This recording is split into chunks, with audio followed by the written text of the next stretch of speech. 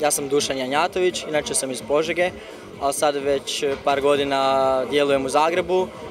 Imam 22 godine, bavim se s flerom 5,5 godina i izuzetno tešku konkurenciju sam imao danas ovdje u Splitu. Publika je bila sjajna, organizacija je bila dobra i jako mi je drago što sam osvojio ovo prvo mjesto. Manje više svi smo radili iste discipline dok smo radili koktel, samo je neko ih radio malo više, a neko malo manje.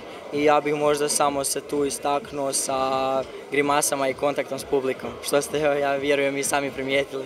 A radio sam Royal Red i natočio sam jedno energetsko piće i vodku brusnicu. To je bila obaveza da svaki natjecatelj mora napraviti.